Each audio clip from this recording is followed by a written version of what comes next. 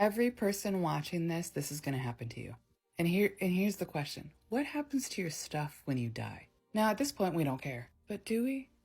Most of us actually do care. What happens to our stuff? Well, we do right now. When you leave behind money, property, personal belongings, these things get collected together in a thing called an estate. And what if you have a whole bunch of debt when you die? Then your debt is paid by the stuff from that estate. By law, family doesn't have to pay the debt if there's not enough money from the stuff that was in the estate. So the value of your belongings, if it can't pay off the debt, then family members don't have to pay for the debt. But that could wipe out all your assets, all your estate. And in general, this is called a probate process. So I'm going to get you thinking, because there's some ways that you honestly can now start to avoid a lot of the probate process to make it easy for the people that you love.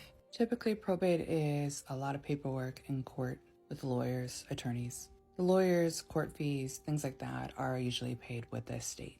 So probate usually works like this. After your death, the person that you name on your will is going to be the one taking charge. If you die without a will, the judge will appoint that person. The person that you left on your will will be managing your assets during this probate process. And there's some things that you can do to set up so that it makes it such a smooth transition. But depending on the contents of your will and the amounts of your debts, the person that you named on your will might have to sell your real estate, securities, or other properties if you pass away with a lot of debt. Okay, let's talk about some serious ways that you can avoid so much stuff. And I'm going to get you thinking to help avoid some of the even probate process.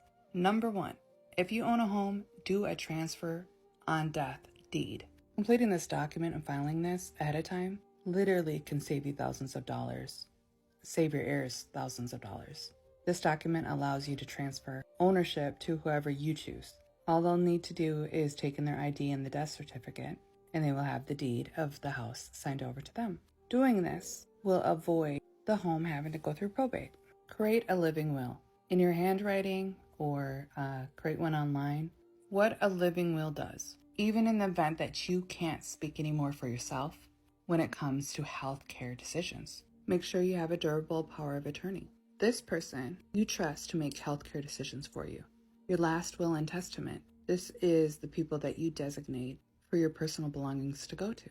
And such an important one, people don't really talk about. Write down your funeral plans. What are your wishes? How do you want to die? Do you want to be cremated? Do you want to be buried? Where would you like the service to be held? How do you want the service to be held? Just put your wishes in there. This makes it so easy for family members, because you know it's already going to be a hard time for them. In some states, if you do all these things, you can avoid the probate process. Somewhere, hold on to this. Make a list of all your bank accounts, investments, anything with money in it. List of credit cards, utilities. Leave clear instructions on when you want these things to be paid. Make sure whoever your heirs are know where your life insurance policy is located if you have life insurance. Make sure you write down all your passwords to anything associated with belongings and money. Make sure you have titles for all your assets. Now, some of you guys just watching this are like, oh my God, I really wasn't prepared. I might have wrote down a living will and didn't even think about the other things that I just said. I hope this really helped you and was actually informative to you. Have a great day.